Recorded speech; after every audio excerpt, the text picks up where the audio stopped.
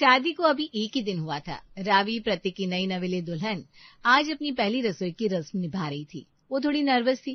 Kitchen में गाजर का हलवा बन रहा था। उसे समझ में नहीं आ रहा था कि चीनी कितनी डालनी है, इसलिए उसने अपनी माँ को फोन मिला लिया। Hello mummy. हाँ बेटा बोल, कैसी है? मम्मी मैं तो ठीक हूँ, बस वो हलवा बना रही हूँ। वो मम्मी जी को गाजर का हलवा पसंद है ना, तो ये पूछना था कि खोया अभी डालूं या बाद में। अरे बेटा पहले हलवा अच्छे से पकने दे, बाद में खोया डालना, इससे हलवा बहुत अच्छा बनेगा। अच्छा ठीक है मम्मी। कोई और तो दिक्कत ना है ना तुझे? नहीं मम्मी सब ठीक है। अच्छा मैं फोन रखती हूँ, बाद में फोन करूंगी। ठीक है बेटा, अपना घर संभालो। कावेरी ने फोन रख दिया और रावी पूरे मन से हलवा बनाने लगी। इधर लिविंग रूम में अवनी सोफे पर बैठी मैगजीन पढ़ रही थी। उसकी नजर किचन पर ही थी। अपने पास बैठी राधा से उन्होंने कहा, मम्मी देखो, भाभी को आए 24 घंटे नहीं हुए और मायके की याद सताने लगी। किचन में काम कर रही है या गपशप? अरे करने देना बेटा, नहीं है, शायद कुछ पूछ रही होगी। मम्मी आजकल सब यूट्यूब पर मिलता है, ये तो बस बहाना है। अभी से हर छोटी बात अपनी मम्मी को रिपोर्ट कर रही है, देख लेना। अगर ऐसी आदत रही ना तो इस घर की बातें भी वहां पहुंचेंगी। इम्प्रेशन खराब कर रही है अपना। तभी रावी हलवा लेकर आई और टेबल पर लगा दिया। मम्मी जी, अवनी नाश्ता तैयार है और ये शगुन का हलवा। अवनी हलवे का एक चम्मच मुंह में डालती है और तुरंत मुंह बना लेती है। भाभी आपने इसमें काजू नहीं डाले क्या? सिर्फ बादाम दिख रहे हैं। वो काजू का डिब्बा नहीं मिल रहा था तो मैंने सिर्फ बादाम डाल दिए। हद है मम्मी, देखा पहली रसोई में ही कंजूसी। और भाभी अभी आप फोन पर इतना बिजी थी, अगर थोड़ा ध्यान डिब्बा ढूंढने में लगाती तो मिल भी जाता। काजू के बिना गाजर का हलवा अजीब है। हाँ रावी बेटा, ध्यान रखना चाहिए था, शगुन की चीज है, परफेक्ट होनी चाहिए। ये सुनकर रावी का चेहरा उतर जाता है। तभी प्रतीक हलवा खाकर कहता है, वाह क्या टेस्ट है रावी, मजा आ गया। अवनी तुझे काजू चाहिए तो अलग से खा ले, पर हलवा तो बेस्ट बना है भाई। भैया आप तो रहने ही दो, बीवी आती है इसकी तरफदारी शुरू। मैंने तो बस कमी बताई ताकि आगे से ध्यान रखे। मम्मी देखो, भैया एक ही दिन में बीवी की साइड लेने लगे हैं। कमी नहीं, तू बाल की खाल निकाल रही है और मैं किसी की साइड नहीं ले रहा हूँ। हलवा जैसा बना है वैसा ही बोल रहा हूँ, खा ले चुपचाप। प्रतीक की बात पर अवनी मुंह फुलाकर बैठ जाती है। उसे बर्दाश्त नहीं हो रहा था कि भाई ने उसकी जगह भाभी को सपोर्ट किया। खाना हो चुका था। रावी किचन समेट कर थोड़ी देर आराम करने अपने कमरे में चली गई। अवनी और राधा हॉल में टीवी देख रहे थे। मम्मी 3 बज गए हैं, भाभी अभी तक कमरे से बाहर नहीं आई है। अरे थक गई होगी बेटा, सुबह से काम कर रही थी, सोने दे। हमें कौन सा खेतों में काम करवाना है। अरे मम्मी क्या काम किया भाभी ने? बस हलवाई तो बनाया, बाकी काम तो मेड ने किया। मम्मी देखो ये आदत अच्छी नहीं है। ससुराल में नई बहू सबके साथ बैठती है, बातें करती है, ये तो ऐसे कमरे में बंद हो गई है जैसे हम लोग पराए हो। हाँ बात तो तेरी सही है, थोड़ा मिलनसार होना चाहिए, वरना अपना ससुराल कैसे संभालेगी। वही तो, मुझे तो पक्का यकीन है वो अंदर बैठकर फिर अपनी मम्मी से वीडियो कॉल पर लगी होंगी।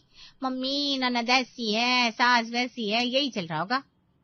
फिर अवनी जोर से कहती है, अगर इतना ही मम्मी के पास रहने का शौक था तो शादी क्यों की, वहीं बैठी रहती। तभी प्रतीक ऑफिस से आया। उसने अवनी की सारी बातें सुन ली थी। अवनी क्या बकवास कर रही है, वो नई है, उसे एडजस्ट होने में टाइम तो लगेगा ना। और अगर वो आराम कर रही है या अपनी माँ से बात कर रही है तो तुझे क्या प्रॉब्लम है? तेरी भी तो शादी होगी कल को, तू नहीं करेगी माँ से बात? भैया आप ना बीच में मत बोलो, मैं बात करूंगी पर लिमिट में, ऐसे नहीं कि घर वालों को इग्नोर कर दूं। आप तो बस बीवी की चमचागिरी करो। मम्मी मैं कह रही हूँ भाभी को समझा दो वरना सर पर चढ़ जाएगी। हाँ। राधा चुप रहती है, लेकिन अवनी की बातें उनके दिमाग में जहर घोल रही थी। अगले दिन संडे का था। प्रतीक का मूड अच्छा था। नाश्ते के टेबल पर उसने एक प्लान बनाया।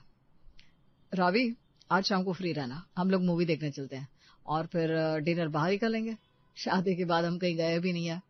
सच्ची? ठीक है मैं तैयार हो जाऊंगी। वाह क्या बात है, शादी को 1 हफ्ता हुआ नहीं कि भैया भाभी के प्लान शुरू। और हम क्या यहाँ घर की चौकीदारी करेंगे? हमसे एक बार पूछा तक नहीं। अरे अवनी इतना ड्रामा क्यों कर रही है? अरे भाई हम कपल है, थोड़ा टाइम अकेले स्पेंड करना चाहते हैं। तुझे चलना है चल, तू भी चल। नहीं भैया मुझे कबाब में हड्डी नहीं बनना। पर पहले संडे को तो हम पूरी फैमिली लंच पर जाते थे, जब पत्नी आ गई तो बहन और माँ फालतू हो गए। मम्मी देखा आपने, अब हमारे लिए इस घर में कोई जगह ही नहीं बची। भैया पूरी तरह बदल गया। प्रतीक अवनी सही कह रही है, पहला संडे है, सबको साथ ले जाता तो क्या हो जाता। तू तो पराया होता जा रहा है, अब हमारे कहने पर मुंह छू रहा है। अरे हमें नहीं जाना कहीं। मम्मी इसमें पराया होने की क्या बात है? कोई बात नहीं प्रतीक, हम मूवी कैंसिल कर देते हैं। मम्मी जी और अवनी सही कह रही हैं।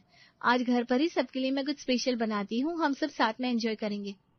अब अवनी मन ही मन मुस्कुराती है, पर ऊपर से नखरे दिखाते हुए कहती है, रहने दो भाभी, अब एहसान मत करो, मूड तो खराब हो ही गया है। कमाल है यार, इंसान खुश भी नहीं रह सकता इस घर में। ठीक है, कैंसिल सब कुछ। प्रतीक गुस्से में अपने कमरे में चला जाता है। रावी उदास हो जाती है और अवनी को अपनी जीत पर सुकून मिलता है। उसने भाई और भाभी की पहली डेट खराब कर दी थी। अगले दिन सुबह रावी नहा धोकर कमरे से बाहर आई। उसने एक सिंपल सी कॉटन की कुर्ती और जींस पहनी थी, क्योंकि वो घर पर कंफर्टेबल रहना चाहती थी। भाभी ये क्या पहना है आपने? क्यों, क्या हुआ अवनी? ये कुर्ती और जींस है, घर पर तो पहन ही सकते हैं ना। मम्मी देखो तो, शादी को 4 दिन हुए नहीं और भाभी ने ये सब कपड़े पहनने शुरू भी कर दिए। भाभी तो काफी मॉडर्न निकली। अब इसमें मॉडर्न वाली क्या बात है दीदी, ये कपड़े मुझे आराम देते हैं तो पहन लिए। भाभी ये आपका मायका नहीं है जहाँ आप कुछ भी पहनकर घूमेंगी। हमारे खानदान में नई बहुएं ऐसे कपड़े नहीं पहनती। कम से कम साड़ी नहीं तो ढंग का सूट तो पहनिए दुपट्टे के साथ। कोई मेहमान आ गया तो क्या सोचेगा? पर दीदी प्रतीक ने ही कहा मुझे ये पहनने के लिए। अरे प्रतीक तो लड़का है, उसे क्या पता रीति रिवाज। अवनी सही कह रही है रावी, अभी नई नई शादी है, थोड़ा बहू की तरह रहो। जींस वींस बाद में पहन लेना, जाओ बदल कर आओ। और हाँ भाभी, सर पर पल्लू रखने की जरूरत नहीं है, पर कम से कम कपड़ों में थोड़ी शर्म हया तो होनी चाहिए। जी मैं अभी बदल कर आती हूँ। रावी चुपचाप वापस अपने कमरे में चेंज करने चली जाती है।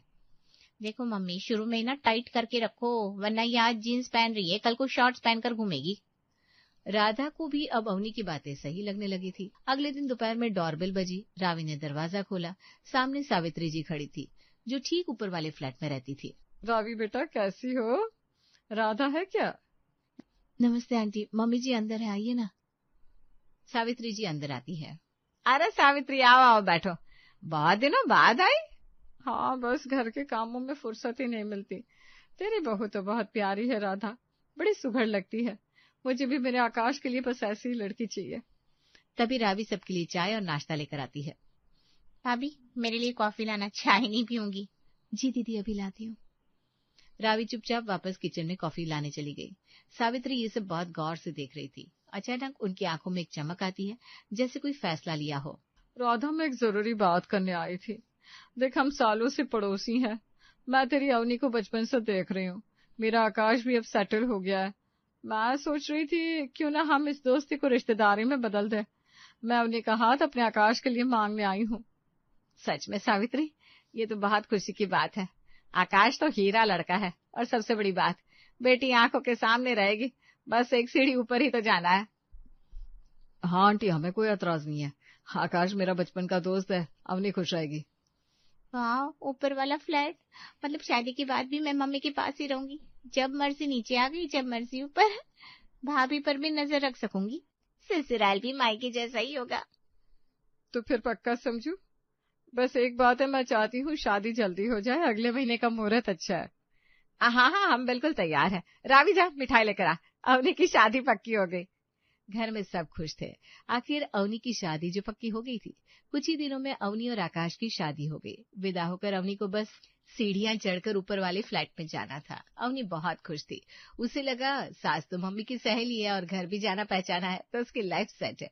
अगले दिन शाम को अवनी रिलैक्स होकर सोफे पर बैठकर टीवी देख रही थी और उसने टेबल पर पैर रख लिए, जैसे वो अपने मायके में बैठती थी।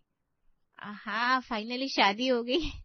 कितनी थकान हो गई थी। मम्मी को फोन करती हूँ, पूछती हूँ नीचे क्या चल रहा है। अवनी फोन निकाल ही रही थी कि सावित्री जी वहां आई। अवनी, ये क्या तरीका है बैठने का? पैर नीचे करो। क्या हुआ मम्मी जी, मैं तो बस आराम कर रही थी। आराम अपने कमरे में करना, यहाँ नहीं। और सुन, ये तेरा मायका नहीं है जहाँ तू लाट साहब की तरह पैर फैलाकर बैठेगी। यहाँ के कायदे अलग है। पर आंटी, मेरा मतलब है मम्मी जी, आप तो। मैं तेरी सास हूँ अब।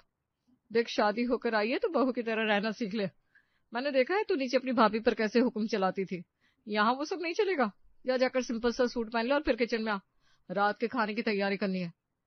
अभी? पर मम्मी जी अभी तो मैं थक गई हूँ, और आकाश ने कहा था हम आज खाना बाहर से ऑर्डर करेंगे। आकाश क्या कहेगा वो मैं देख लूंगी। और थकावट कैसी? तूने कौन सा पहाड़ तोड़ा है, बस तैयारी तो हुई थी। चलो उठ। और खबरदार जो अभी नीचे अपनी माँ को फोन मिलाया। अरे कल ही तो आई अपनी मम्मी के गले लगकर, जी नहीं भरा क्या?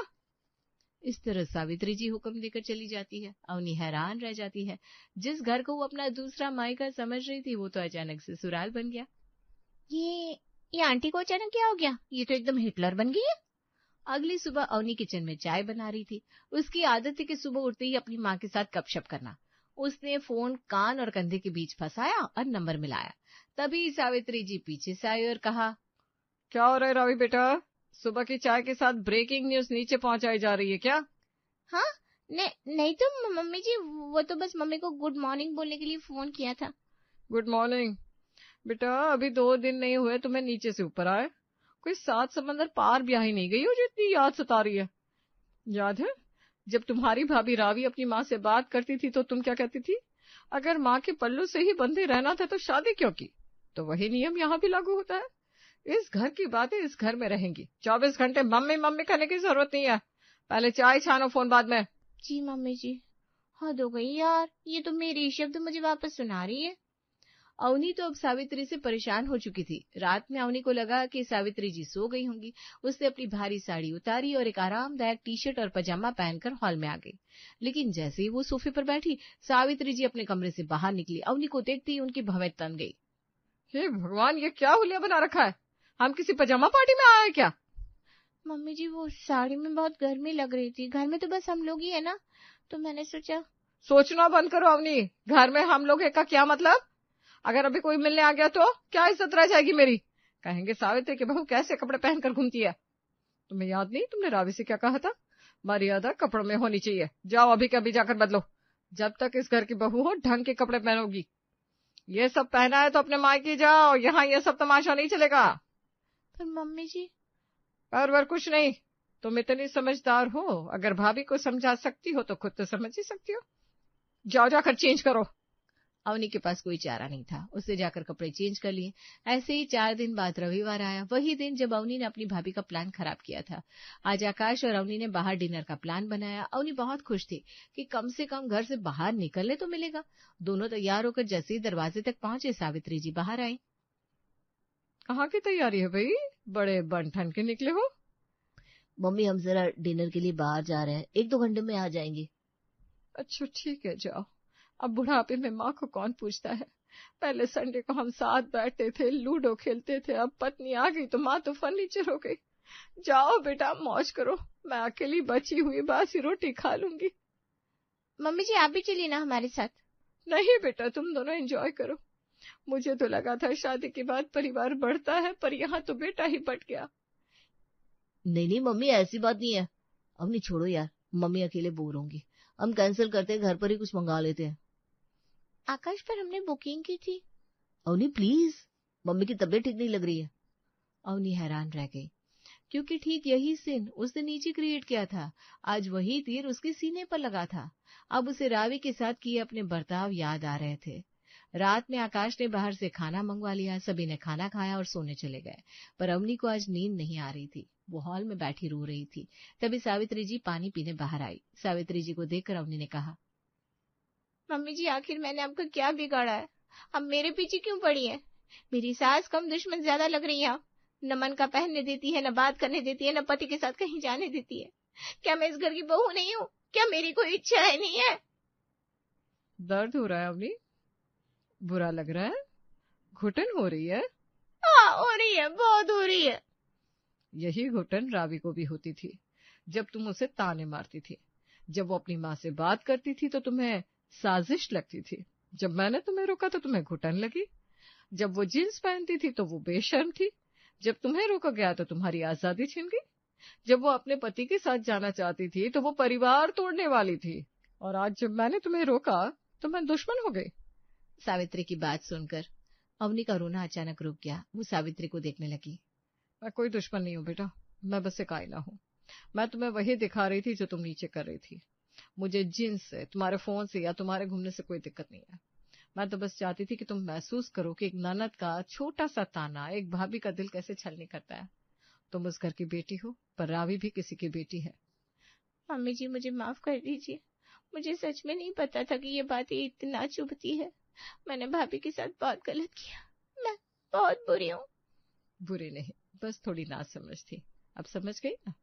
अब तुम इस घर में जैसे चाहो रहो, ये तुम्हारी ही दुनिया है। अवनी को अब अपने किए का पछतावा था और सावित्री जी जैसी सास को पाकर खुद को भाग्यशाली समझ रही थी। अगली सुबह अवनी नीचे मायके आई। रावी किचन में थी, राधा जी सोफे पर बैठी थी। आ गई मेरी लाडली। अरे तेरी भाभी का हाल देख, आज फिर प्रतीक के साथ मॉल जाने की जिद कर रही है। कल ही तो बस हार गए थे, पैर टिकते नहीं है इसके घर में। अब तू ही समझा जरा अपनी भाभी को। अवनी ने एक नजर रावी को देखा जो डरी सी किचन के दरवाजे पर खड़ी थी। मम्मी भाभी क्यों नहीं जा सकती? उनकी नई शादी हुई है, घूमने फिरने के यही तो दिन है। हैं? ये क्या बोल रही है तू? परसों तक तो तू ही कहती थी ये भैया को हमसे दूर कर रही है। मैं गलत थी मम्मी, और आप भी गलत हैं। अवनी ने अब रावी के पास जाकर उसका हाथ पकड़ते हुए कहा, भाभी आप जाइए, जो पहनना है पहनिए, जहाँ जाना है जाइए। भैया आपके पति है, आपका उन पर पूरा हक है। मम्मी भाभी इस घर की बहू है, कैदी नहीं। अगर हम उन्हें खुश रखेंगे तभी ये घर खुश रहेगा। मुझे मेरी सास ने बहुत बड़ा सबक सिखाया है। जो इज्जत मुझे ऊपर चाहिए, वही इज्जत मुझे भाभी को यहाँ देनी चाहिए। रावी की आंखों में आंसू आ गए। उसने अवनी को गले लगा लिया। थैंक यू दीदी। चलो देर आए दुरुस्त आए, फाइनली मेरी बहन को अकल आ गई। हाँ भैया, अब से ये ननदगिरी बंद, सिर्फ दोस्ती चालू। अवनी की बात सुनकर पूरा परिवार एक साथ हंस पड़ता है।